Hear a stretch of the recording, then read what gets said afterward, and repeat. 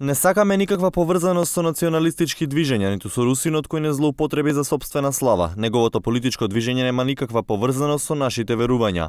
Вака не одговори еден од авторите на тотемите наводно со кој се фотографирал прорускиот милитант Андреј Родионов.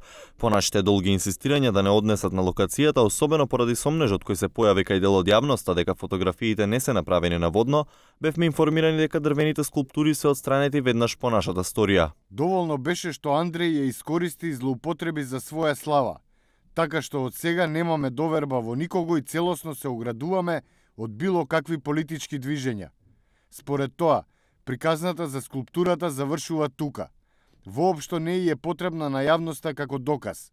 Не можам да те однесам кај скулптурата, бидејќи таа е отстранета, уште следниот ден после емисијата, поради желбата да не биде пронајдена и злоупотребена од ваша страна, ниту од страната на некои проруски новооформени партии кои ја користат таа предхристијанска символика. Ни реагираше лицето кое повеќе одбива да разговара со нас на темата.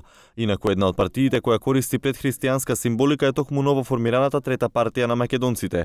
Љупчо Палевски, на чија иницијатива беше формирана партијата, по нашата сторија на социјалните медиуми сподели низа навреди на сметка на нашиот медиум, а откако го контактиравме се согласи дури и да зборува пред нашата камера.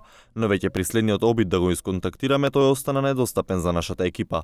Во статутот на партијата како стратешка политика е наведено воспоставување цврсти политичко-економски врски со земјите каде живее доминантно словенско население, што по некоја коинциденција се врзува со активностите на милитантот Родионов кој во земјава заговара словенско единство под руско крило.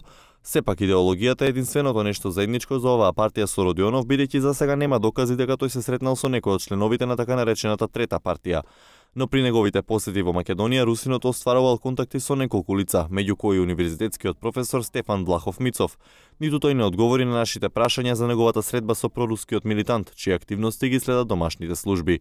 МВР ни потврди дека за сите сознанија редовно ги информираат надлежните институции, но поради тајноста на постапките не можеа да споделат детали конкретно за Родионов. Во меѓувреме тој самиот реагираше на сторијата на еден ТВ, нарекувајќи не телевизија финансирана од Сорос и непријател кој сака да го отстрани неговото движење. За потсетување, тој гордо споделува фотографии од неговите акции во склоп на обединетите вооружени сили на така наречена Ново Русија. За неговите активности во земја веќе недела дена не одговараат руските дипломатски претставништва.